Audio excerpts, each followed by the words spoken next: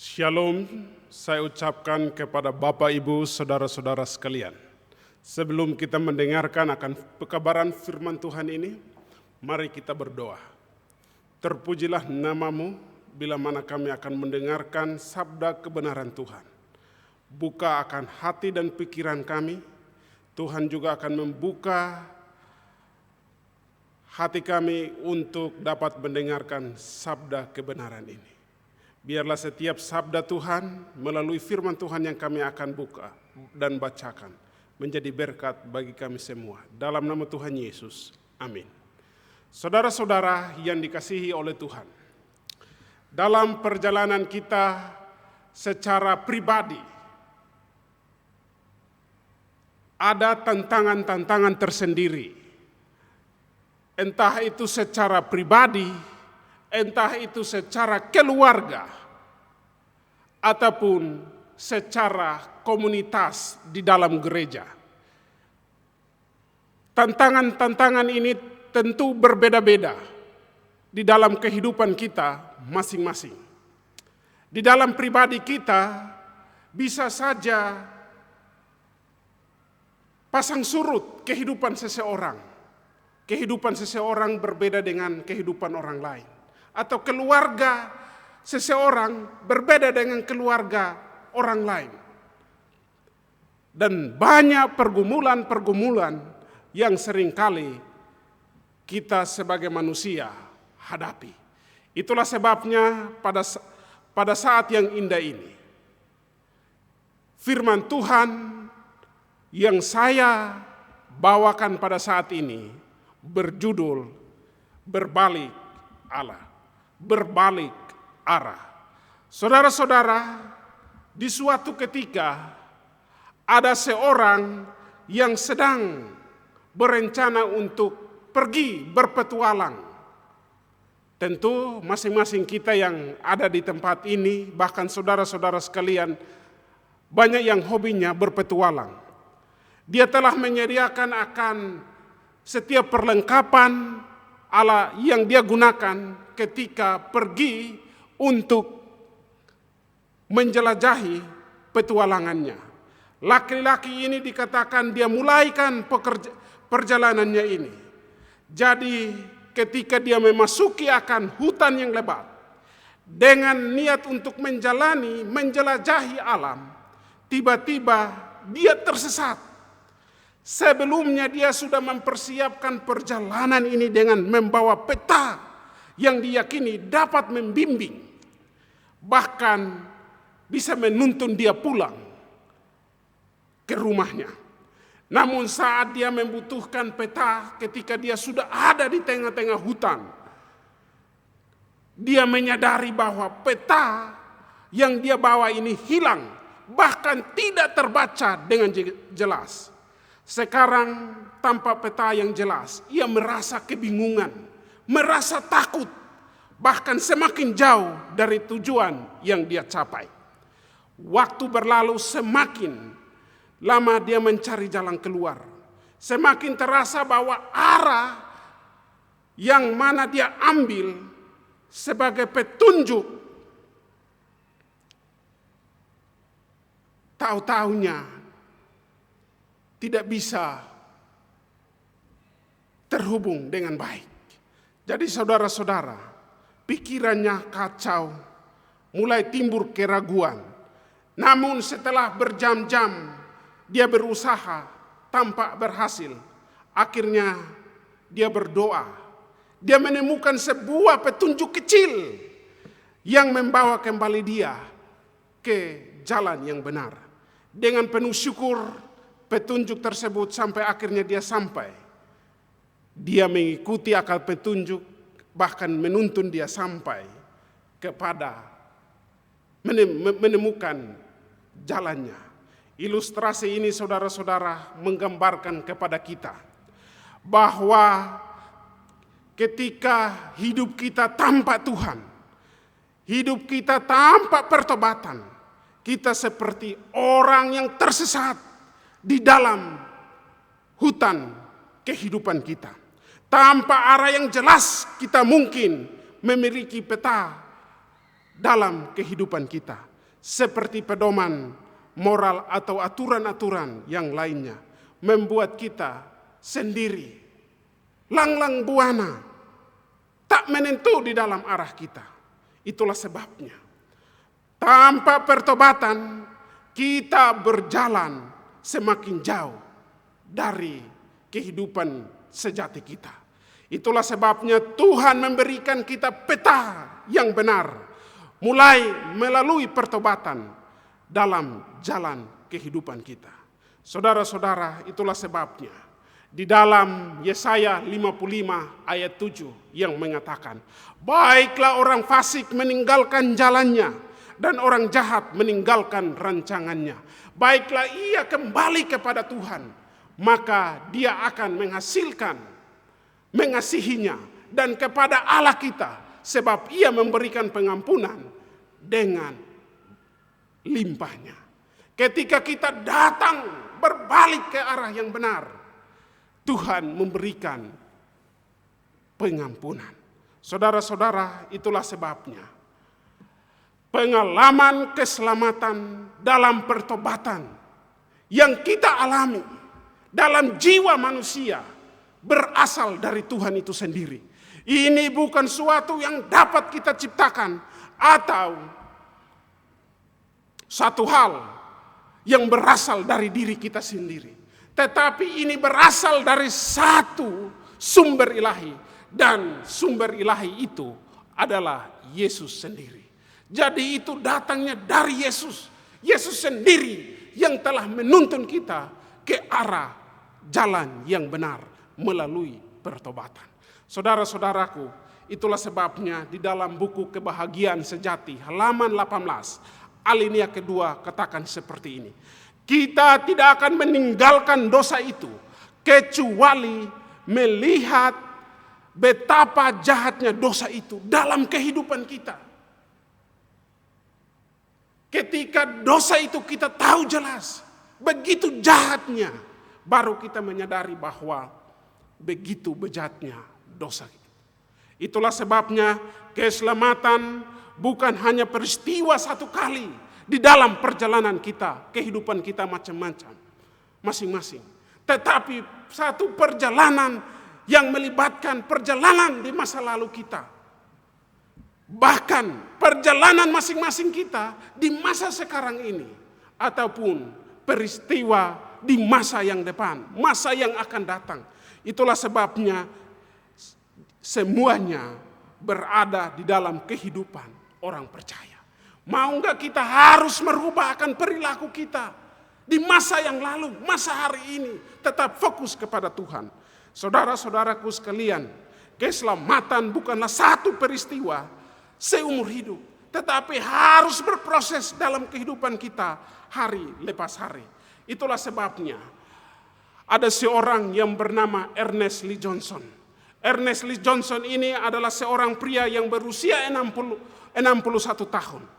Dia divonis mati karena telah membunuh 3 orang karyawan sebuah toko dalam perampokannya di tahun 1994 yang lalu. Eksekusi mati ini dijatuhkan oleh McLean Pearson. Dia adalah seorang gubernur Missouri di negara bagian Amerika.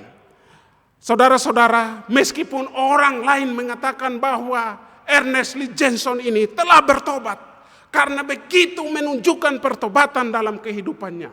Tetapi ketika McLean Pearson ini terpilih menjadi seorang gubernur, dia katakan Ernest Lee Johnson ini perlu dihukum mati.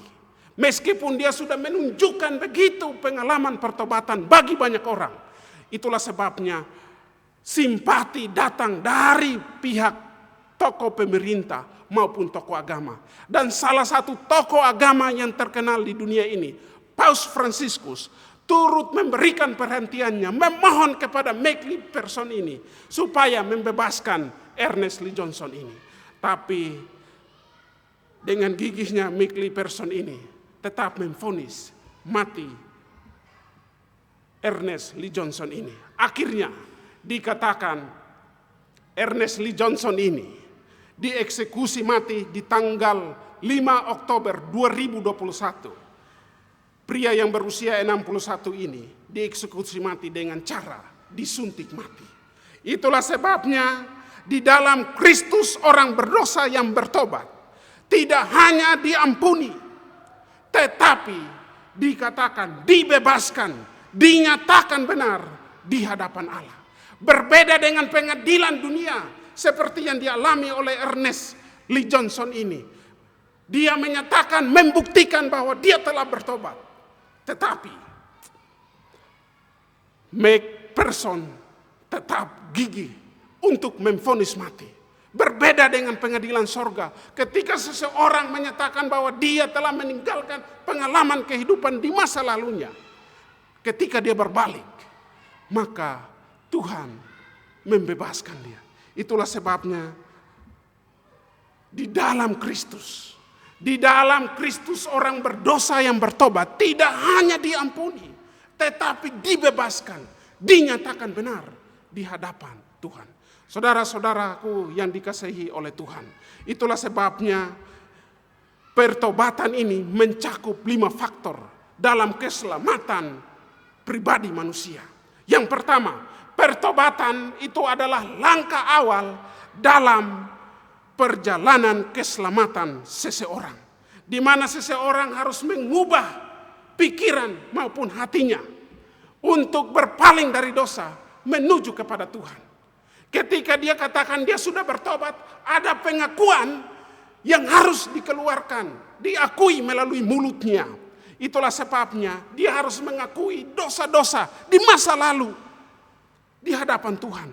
Ketika dia mengakui akan dosanya, ada pengakuan, maka yang ketiga adalah dia layak mendapatkan pengampunan. Itulah sebabnya Tuhan katakan, Tuhan telah menghapus dosa kita. Dosa kita ini tidak diingat-ingatnya lagi, dibuang sedalam tubir lautan. Tuhan katakan demikian. Itulah sebabnya Tuhan memberikan kepada kita kesempatan-kesempatan yang baru di dalam kehidupan kita masing-masing.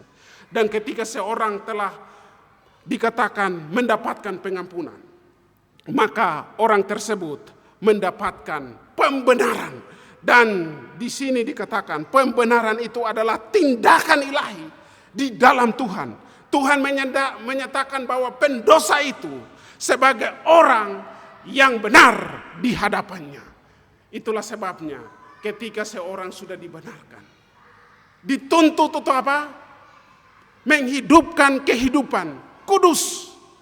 Proses ini dikatakan proses yang berkelanjutan, di mana kita dipisahkan untuk Tuhan dan terus bertumbuh, transformasi, ada perubahan menjadi seperti karakter Kristus. Itulah tujuan dari apa? Pertobatan. Kalau orang tidak bertobat, dia katakan bertobat, tapi dia tidak mengaku, belum bertobat, saudara-saudaraku. Itulah sebabnya pertobatan di dalam bahasa aslinya disebut sebagai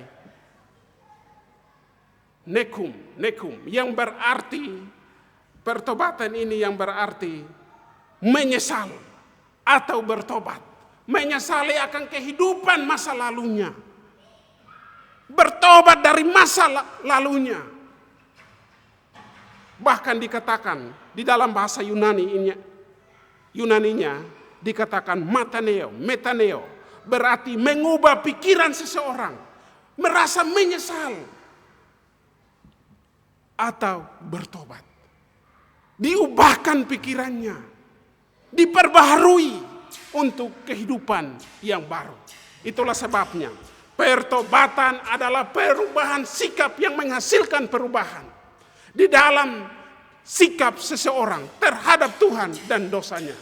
Ini bukan hanya sekedar penyesalan biasa, tapi penyesalan yang harus datang dari dalam hati. Perubahan yang mendalam. Bagaimana kita mengenal pengenalan akan hidup seseorang. Kita diminta untuk apa? Memperbaharui akan hidup kita. Itulah sebabnya di dalam Amsal 28 ayatnya yang ke-13 mengatakan seperti ini. Siapa menyembunyikan pelanggarannya tidak akan beruntung, tetapi siapa mengakuinya dan meninggalkan akan disayangi. Siapa yang mau mengakui akan kesalahannya dikatakan mendapatkan pengampunan. Tapi siapa yang tidak mengakui akan kesalahannya tidak mendapatkan apa? Tidak disayangi. Itulah sebabnya saudara dan saya, kita diminta untuk mengakui dosa kita di hadapan Tuhan. Itulah sebabnya pertobatan sejati melibatkan pengakuan dan mau meninggalkan akan dosa. Itulah contoh yang diberikan. Sebagai contoh, Raja Daud memberikan respon kepada kita di dalam pengakuannya terhadap dosa-dosa di masa lalunya. Saudara-saudara, Raja Daud mengajarkan kepada kita bahwa pertobatan itu harus ada pengakuan yang tulus. Di dalam Mazmur pasalnya yang ke-51, ayatnya yang ketiga, firman Tuhan berkata demikian. Mazmur 51 ayatnya yang ketiga. Kasihanilah aku ya Allah, menurut kasih setiamu. Hapuskanlah pelanggaranku, menurut rahmatmu yang besar. Itulah sebabnya ini menunjukkan ketulusan dari hati Raja Daud. Pertobatan yang tulus dari Raja Daud. Dia mengakui akan kesalahannya. Bahkan di dalam ayatnya yang ke-5 dan ayatnya yang ke-6, Raja Daud berkata demikian. Sebab aku sendiri sadar akan pelanggaranku. Aku senantiasa bergumul dengan dosaku. Terhadap engkau. Ingat, terhadap engkau. Tuhan berkata. Raja Daud berkata, terhadap engkau sajalah aku telah berdosa. Ini mencerminkan kesadaran Daud yang mendalam akan dosanya. Dia mengaku dari dalam hati yang tulus. Pengakuan dari dalam hatinya. Itulah sebabnya kesadaran untuk mau bertobat. Bahkan di dalam Mazmur 51 ayat 12. Raja Daud memohon, dia katakan seperti ini. Jadikanlah hatiku tahir ya Allah. Dan perbaharuilah hatiku. Perbaharuilah batinku dengan rohmu yang teguh. Jadikanlah hatiku tahir ya Allah. Perbaharuilah batinku dengan roh yang teguh. Ini menunjukkan keinginannya untuk berubah dari dalam hatinya. Saudara-saudara, itulah sebabnya ada peribahasa, istilah rohani dikatakan seperti ini, dosa beranak dosa. Artinya sebuah dosa jika tidak cepat diakui dan dibereskan, selalu akan melahirkan dosa-dosa berikutnya dan seterusnya sampai kita sadar dan mengakui, barulah dosa itu selesai. Contoh, kebohongan yang kita tutup-tutupi, tidak mau terbuka kepada orang lain, membuat kita terus untuk apa? Berbohong. Untuk menutupi kebohongan yang lain. Itulah sebabnya kita harus apa? Berkata jujur. Sampai kita mau berkata jujur, mau mengakuinya, baru tidak ada dosa lagi. Saudara-saudara sekalian, itulah sebabnya meskipun pertobatan itu dikatakan mendahului pengampunan, orang berdosa tidak dapat menghasilkan pertobatan di dalam dirinya sendiri. Pertobatan adalah karunia Allah yang diberikan kepada kita. Itulah sebabnya Rasul Paulus dalam Roma 2 ayat 4, dia katakan, kebaikan Allah yang telah membimbing engkau, memanggil engkau kembali kepada apa? Pertobatan. Karena kasih sayang Allah, kebaikan Allah yang telah memanggil kita, membimbing kita, menuntun kita ke jalan yang benar. Itulah sebabnya tanpa bimbingan dan kebaikan Allah, kita tidak akan mampu bertobat dengan benar. Tanpa pertolongan dari Allah, kita tidak mampu bertobat dengan Allah.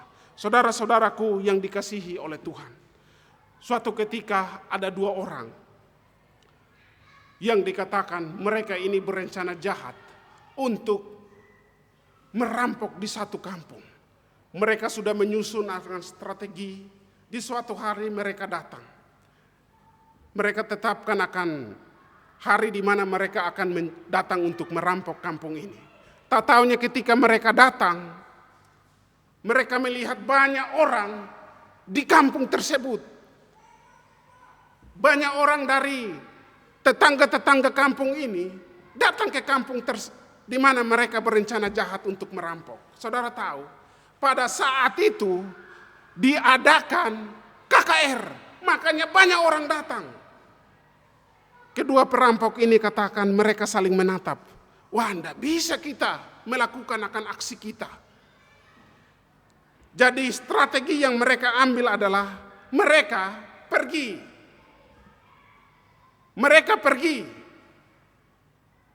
bergabung dengan orang-orang yang sedang mengikuti KKR. Nah, kebetulan KKR ini diadakan di lapangan, di tempat terbuka. Jadi banyak orang yang antusias mendengarkan akan khotbah dari pendeta. Mendengar itu, melihat itu, mereka gabung, mereka berada di tengah-tengah banyak orang ini. Saudara-saudara, mereka mendengarkan akan kesaksian hidup dari orang-orang yang bersaksi. Mereka mendengarkan pengalaman-pengalaman melalui lagu-lagu pujian yang menggugahkan hati mereka, emosi jiwa mereka ini. Tak taunya tersentuh. Mereka melihat bahkan khotbah dari pendeta yang menguatkan akan iman mereka. Mereka tidak sadar, mereka terbawa emosi. Mereka saling menatap bahwa ketika mereka sudah ada di tempat ini untuk merampok, pikiran mereka telah diubahkan karena mendengarkan akan firman Tuhan. Saudara-saudara, inilah caranya ketika seseorang telah diubahkan oleh Tuhan. Orang yang jahat melalui tuntunan Roh Kudus dapat mampu menolong orang untuk menjauhi kejahatannya. Itulah sebabnya di dalam 2 Tawarik 7 ayat 14. Dia katakan, dan umatku yang atas namaku disebut, merendahkan diri, berdoa, mencari wajahku, lalu berbalik dari jalan-jalan jahat, maka aku akan mendengar dari sorga dan mengampuni dosa mereka serta memulihkan negeri mereka. Inilah firman Tuhan. Tuhan mau mengampuni, Tuhan mau mengubah akan hidup kita. Saudara-saudaraku, bahkan di dalam 2 Korintus pasalnya yang ke-4 ayat 16, terjemahan bahasa Indonesia sehari-harinya sangat bagus. Sebab itu kami tidak putus-putus, tidak putus asa, walaupun kita secara lahiriah semakin bertambah rusak, namun dikatakan secara batin kita diperbaharui setiap saat, setiap hari. Sebab itu kami tidak putus asa datang kepada Tuhan. Saudara-saudara, itulah sebabnya kebenaran adalah tindakan ilahi Allah yang menyatakan seseorang berdosa, yang berdosa sebagai orang yang benar, atau menganggapnya sebagai orang yang benar. Pembenaran itu adalah apa? Tindakan ilahi. Saudara-saudara, itulah sebabnya di dalam Titus pasalnya yang ketiga ayat 5. Pada waktu itu dia telah menyelamatkan kita, bukan karena perbuatan baik kita, bukan karena perbuatan baik kita, tetapi dikatakan, tetapi karena rahmat-Nya, karena permandian kelahiran kembali oleh pembaharuan yang dikerjakan oleh Roh Kudus. Jadi Tuhan yang telah apa? Menolong masing-masing saudara dan saya. Itulah sebabnya kita diminta untuk berbalik kepada Tuhan. Satu ungkapan rohani mengatakan seperti ini. Kehidupan orang Kristen adalah jendela yang melalui orang lain dapat melihat Yesus. Orang lain dapat melihat kebaikan Yesus. Saudara-saudara, itulah sebabnya berbalik arah. Seorang mau bertobat, mau meninggalkan jalan hidupnya, hidup yang lama dan berbalik kepada arah jalan yang benar, maka orang itu akan disebut sebagai anak Allah. Dia diadopsi dalam keluarga Allah. Bahkan dia disambut sebagai pewaris kerajaan Allah. Saudara-saudaraku, suatu ketika seorang peziarah yang melakukan perjalanannya melalui padang gurun. Ketika dalam perjalanannya ini, bekal yang dia bawa habis. Bahkan air minum yang dia bawa pun juga habis. Dia katakan di tengah perjalanannya yang melelahkan, ia mulai merasa haus dan lelah. Panas matahari terik membuat tubuhnya semakin lemah. Dia tahu hanya air yang bisa menyegarkan akan tubuhnya dan memberikan akan kekuatan untuk melanjutkan perjalanan. Dalam perjalanan itu dia berharap untuk menemukan sebuah sumur yang dapat memberikan kesegaran. Namun, ia akhirnya sampai ke sumur yang pertama. Di sumur yang pertama dia dikejutkan. Sumur itu kering. Tanpa putus asa, dia katakan dia melanjutkan perjalanannya, mencari sumur yang lain di tengah gurun yang gersang ini. Di sumur yang kedua, hal yang sama yang dia temui. Tidak ada air di sana di sumur itu. Dia menyadari bahwa tubuhnya semakin lemah, tidak ada kekuatan.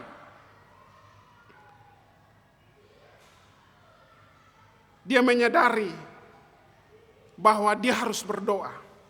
Ketika dia berdoa, saudara-saudara, apa yang terjadi?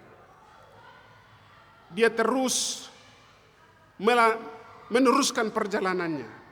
Ketika dia meneruskan perjalanannya, dia menemukan satu sumur yang ketiga. Setelah dia berdoa, di sana dia menemukan akan air. Air yang bisa memberikan dia, memuaskan dahaganya. Dia mengambil dan minum.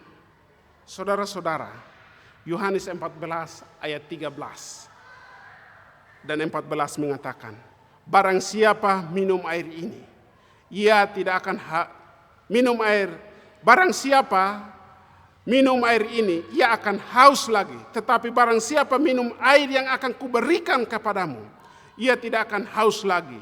Sebab air yang akan kuberikan kepadanya akan menjadi sumber air di dalam dirinya, terus menerus memancar sampai hidup yang kekal.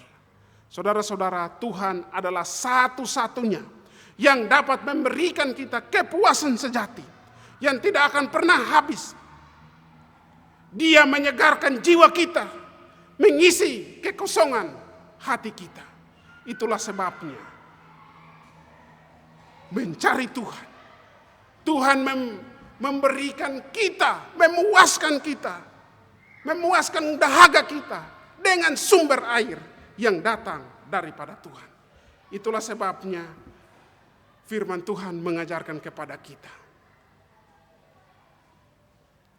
karunia kehidupan kekal Allah sendiri adalah sumber dari kehidupan kekal yang Dia berikan kepada kita. Jadi sumber hidup kekal itu hanya Allah yang bisa berikan kepada kita manusia.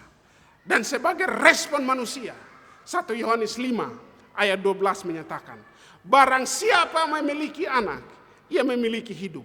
Barang siapa tidak memiliki anak, ia tidak memiliki hidup. Tidak memiliki hidup. Yang berarti kita harus menjadikan Yesus sebagai juru selamat kita. Mengakui Dia. Kalau tanpa pengakuan kepada Yesus, kita tidak akan diselamatkan. Itulah sebabnya kembali lagi. Amsal 28 ayat 13. Siapa yang menyembunyikan akan pelanggarannya tidak akan beruntung. Tetapi siapa mengakuinya dan meninggalkannya akan disayang. Siapa yang mau mengakui, siapa yang mau mengakui dosanya di hadapan Tuhan, dan mau meninggalkan, Tuhan sayang kepada kita. Saudara-saudaraku, ini yang perlu kita pahami. Di dalam Tuhan kita disebut sebagai anak Allah. Di dalam Kristus kita adalah ciptaan yang baru. Yang lama telah berlalu, yang baru sudah datang. Identitas hidup kita diperbaharui serupa dengan Yesus.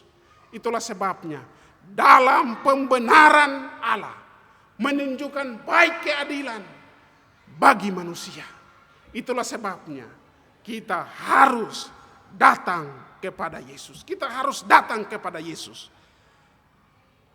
Bahkan Rasul Paulus dalam buku Ibrani, dia katakan, kekudusan menjadi satu hal yang harus kita kejar. Oleh karena manusia kalau tidak mau mengaku sebagai pengikut Kristus, tanpa pengudusan tidak seorang pun akan melihat Tuhan. Tanpa pengudusan tidak seorang pun melihat Tuhan. Ibrani 12 ayat 14. Itulah sebabnya berbalik arah dan bertobat. Berbalik arah dan bertobat kepada Tuhan adalah kesempatan orang-orang, semua orang, untuk mendapatkan kehidupan yang kekal. Kiranya Tuhan memberkati kita. Saya bawa dalam nama Tuhan Yesus. Amin. Kita berdoa. Bapa di sorga, terima kasih untuk berkat-Mu. Kami sudah mendengarkan firman Tuhan. Dalam nama Tuhan Yesus kami berdoa. Amin.